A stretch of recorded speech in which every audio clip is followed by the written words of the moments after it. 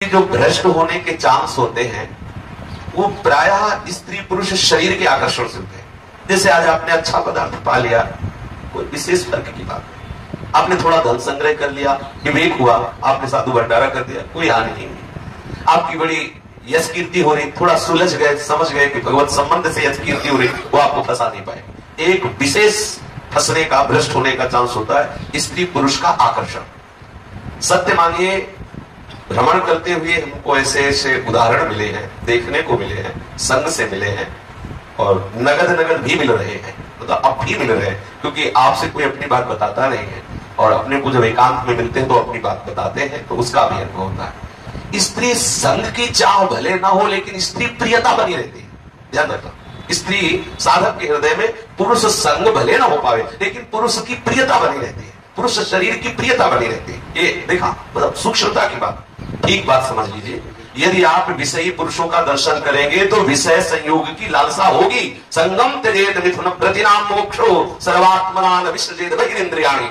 ये सौभरी जी का अनुभव है, उन्होंने इस श्लोक कहा है। जहां माताएं बहनें हो, हम उस साधक को बहुत हेय समझते हैं जो साधना में इस बात की छूट करता है, स्त्रियों से बात करता है, स्त्रियों की तरफ देखता है। किसी की ताकत है तुम्हें आधी तरफ अंगुली कोई उठा सके? जैसे किसी साधक ने आज अब बताया कि हमको किसी ने ऐसा कहा, अगर तुम गलत नहीं होगे तो तुम्हारी तरफ अंगुली उठाने की किसी के सामर्थ्य नहीं है, निश्चित समझो। हाँ, ये जरूर हो सकता है तुम 10% गलत हो तो 90% और जोड़ के 100% कह देगा। ध्यान रखना, कोई भी साधक किसी भी माता बहन की तरफ देखा तो निश्चित पति तो हो जाएगा, उसे कोई नहीं रोक सकता, क्योंकि दृष्टि से संग एक मछली की क्रीड़ा को देखकर सौभरी महाराज ने अपना अनुभव कहा है।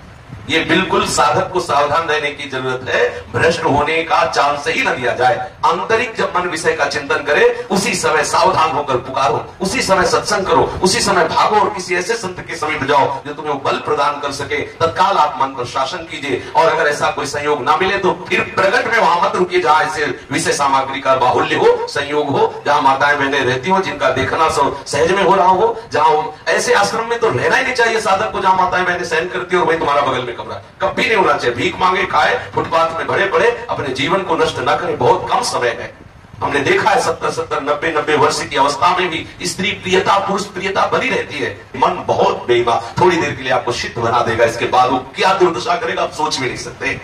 जो परमार्थ से आगे बढ़ना चाहता है, परमार्थ में आगे बढ़ना चाहता है, उसको ठीक शास्त्र और सद्गुरु के अनुसार चलना चाहिए। दृष्टि को बचा के होश में, बहुत कीमती जन्म है, किस लिए? बहुत सावधानी। भ्रष्ट होने का निमंत्रण हम देते हैं, स्वयं देते हैं। अंदर से भोगों का संकल्प और बाहर से भोगी पुरुषों का सानिध्य। जरा महापुरुषों के वचनों पर ध्यान दें। संगम त्यजेत मिथुन प्रतिनाम मोक्षो। जो मोक्ष प्राप्त करना चाहता है उस मोक्षों को विषयी पुरुषों का कदापि संग, भूखे मर जाएंगे लेकिन विषयी पुरुषों का संग नहीं करेंगे।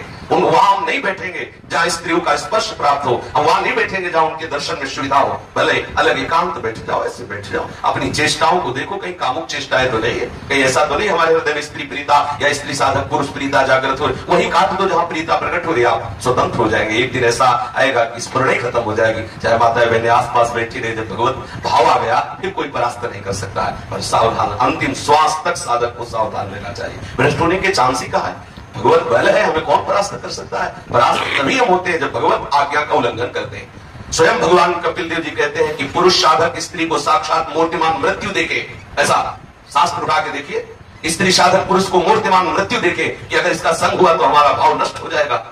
ये क्यों? भगवान ने जब रचना की तो उसका सूत्र भी बता दिया कि आप ऐसे बचिए, आप इस मार्ग से चलिए। अब होना तो कुछ है नहीं, आप भौरे की तरह इधर उधर मंडराएंगे और दृष्टि डालेंगे तो भ्रष्ट नहीं होगे क्या? क्यों बात करो, क्या बात करनी है? क्यों देखो उधर, क्या देखना है? श्री जी को देखना है, ये सब देखना है, प्रपंच देखना है, भगवत मार्ग में काहे को है? जब आए तो फिर सीधे चलो। देखो दिन तो वैसे ही कट रहे हैं, चाहे भोगों में काट लो, चाहे प्रिया प्रीतम में काट लो, अंदर का कनेक्शन काट लो, चिदानंद रस में डूब जाओगे। बहुत बढ़िया समय है, आगे समय नहीं मिलेगा, भजन करने का नहीं मिलेगा, पक्का समझ लो। बार बार इसलिए करें, साफ अन्न दूषित होता चला जा रहा है, संग दूषित होता चला जा रहा है, वातावरण दूषित होता चला जा रहा है। हम कैसे अपनी इंद्रियों को संयम में कर पाएंगे? जहां जितेंद्रियता, जहां सदाचार, पवित्र भोजन और इन सब के द्वारा भगवत भाव की प्राप्ति होती है, वो सब लक्षण हमें नहीं आ पा रहे हैं। इसलिए सावधान रहे, कभी ऐसा संग भ्रष्ट होने के चांस ही नहीं है। चांस तभी होते हैं हम खुद बनाते हैं, हम खुद वो संयोग बनाते हैं जिससे हमारा पतन हो, हमारा नाश हो। और हम समझते हैं कि हमें मौज मस्ती करते रहे और प्रिया लाल हमें गलबैया देखो, नरक मिलेगा, नरक पक्का समझ लो। त्रिविधम नरकस्येदम द्वारम नाशनमात्मनः कामा क्रोधा तथा लोभा तस्मात् त्रयम् त्यजेत् स्वयं। श्री भगवान कह रहे ये 3 नरक के द्वार है, काम, क्रोध और लोभ। अगर आप नरक नहीं जाना चाहते तो काम भाव में मत आइए, क्रोध मत कीजिए, किसी से लोभ मत कीजिए, आप नरक नहीं जाएंगे। स्वयं भगवान कह रहे ये 3 नरक के द्वार है, काम, क्रोध और लोभ। हम अपने मन को क्यों ऐसे चांस देते हैं जहां से हमारे मन में कामुकता जागृत हो? हम क्यों किसी की तरफ देखें, क्यों किसी से बात करें? हम वहां खड़े ही क्यों हो जहां हमारा मन हमें परेशान करे? हम अपने मार्ग पे चले तो हमारे भ्रष्ट होने की कोई भ्रष्ट वही साधक होता है जो शास्त्र और गुरु की आज्ञा का उल्लंघन करता है। नहीं, दृढ़ निश्चय से कह रहे हैं कभी किसी भी तरह से आपका कोई नाश नहीं कर सकता यदि शास्त्र की आज्ञा के अनुसार चले, कभी नहीं हो सकता। आप नजर झुका के रखिए, कभी कोई बात करने का संयोग, हम तो कहते हैं साधक को बात करने का संयोग आएगा ही क्यों आएगा? हमारा केवल उद्देश्य है उधर पोषण। तो गए राधेश्याम बोला, आंख नीची करके मधुकरी ले ली, रास्ता देखने के लिए नेत्र नीचे आए, ठाकुर दर्शन किए, नीचे नेत्र किए, किसी की तरफ देखने नहीं तो रास्ता ही नहीं बचा। हम श्रवणेन्द्रिय को, नेत्रेंद्रिय को अपने शासन में रखें, कोई कामुक बात न सुने, कामुक दृश्य न देखे, तो अंदर छोटी मोटी स्फुरणाएं हुई भगवत भजन से शांत हो जाती। हम सबके हृदय में उत्पन्न होती, ऐसा नहीं। जब तक भगवदाकार वृत्ति नहीं हो जाती तब तक ये विकार रहता ही है। पूर्व संस्कार जन्म जन्मांतरों के है, उनको हटाते रहना चाहिए। एक दिन ऐसा आता है हृदय एकदम शांत निर्मल, जब घर में खाने को मिलता है तो बाहर झूठी पत्तले चाटने की इच्छा नहीं होती। निज सुख बिन मन होई की थीरा। जब अपना मन परमात्मा सुख में, कहां मलमूत्र के शरीरों में कोई राग करेगा जिसको भगवत चरणारविंद का अनुराग प्राप्त है। खूब प्रवचन सुनो, आज्ञा का पालन न करो, चिंतन मनन न करो तो भ्रष्ट रखे हो। मिलो चाहे किसी से ना मिलो, समझ लो, मिलो चाहे ना मिलो, बाहर से ना मिलोगे तो अंदर से वो सब काम कर देगा जो उसको करना है। मन बहुत बलवान है, जरूरी थोड़ी कि तुम परस्पर विपरीत शरीर से मिलो, स्त्री या पुरुष मिलने की कोई जरूरत है, बिना मिले आपको भ्रष्ट कर देगा। बहुत बलवान मन है, हमें मन से ही ठीक कर लेना, अंदर ही अंदर सुधार कर लेना। साधना किस गुरु किस लिए बनाया जाता है, इस मार्ग में क्यों चला जाता है? हमें वो युक्ति चाहिए जिस युक्ति से हम मन को संभाल के अगर आप थोड़ी देर के लिए, जैसे हम किसी माता बहन की तरफ देख रहे हैं, मन को हम भगवत भाव से देख रहे हैं, लेकिन शास्त्र निषेध करता है एक बार अचानक दृष्टि चली जाए, भगवत भाव कर लेना हुआ, लेकिन भगवत भाव से इनको देखना भी नहीं है। शास्त्र निषेध करता है स्त्री दर्शन, स्त्री संभाषण, एकांत में स्त्री के साथ हंसी मजाक, शास्त्र निषेध है भगवत स्वरूप, लेकिन हमें नहीं देखना। अचानक दृष्टि चली जाए तो हम इन पर भगवत भाव कर लेते हैं और इनको दोबारा नहीं देखते, क्योंकि शास्त्र की आज्ञा है। ऐसे स्त्री साधक को पुरुष के लिए भाव रखना चाहिए।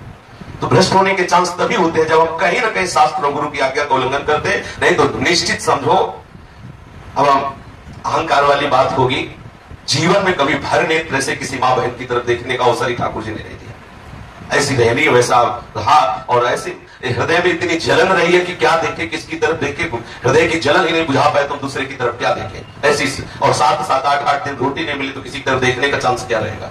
ये जो आज आप सुख सुविधाएं सब देख रहे हैं, ठाकुर जी की लीला है। शरीर रोगी है तो इसलिए थोड़ा ऐसा भी है, नहीं तो इतना वैराग्य से जीवन, किसी पेट ही जल रहा है भूख के मारे, ठीक करना नहीं, 3 दिन तो यही नहीं पाया इसी कुटिया में। जब भोजने नहीं जा रहा है, अपने आप आते भूख चिल्ला रहे, अन्न नहीं चिल्ला रहे, तो किसकी तरफ देखेंगे? जब दही और दूध और रबड़ी और मलाई खा के निकलेंगे तब इधर उधर देखने की इच्छा होगी। अगर हम रूखा सूखा खाए, जिसका भोजन शुष्क उसका भजन सरस, और जिसका भोजन सरस उसका भजन नीरस। जिसका भजन नीरस होगा वही विषय वासनाओं का चिंतन करेगा, वही विषयों की तरफ चलेगा। एक बार भगवान के चरणारविंद में मन लग जाए, कहीं भी रखे, कैसे भी रखे, क्या फर्क पड़ता है। पर साधक को बहुत सावधान रहना। जो भ्रष्ट आचरण करते रहते हैं ना, और समझते हैं हम बहुत ज्ञानी है, बहुत ये उपासना हो, कर लो मनमानी, परिणाम जब आएगा तो अपने आप तुम्हें भोगना पड़ेगा। परिणाम की तरफ साधक परिणाम की तरफ देखता है, विषय प्रत्यक्ष अभी तत्काल सुख मिल रहा, परिणाम की तरफ, अज्ञानी परिणाम की तरफ नहीं देखता। आपकी साधना में आपको क्या सुख मिला? श्री हरिवंश प्रमाण मनम, आपका मन ही आपका प्रमाण है। आपका मन आपको प्रमाणित करेगा कि आपकी साधना ठीक चल रही है कि नहीं चल रही।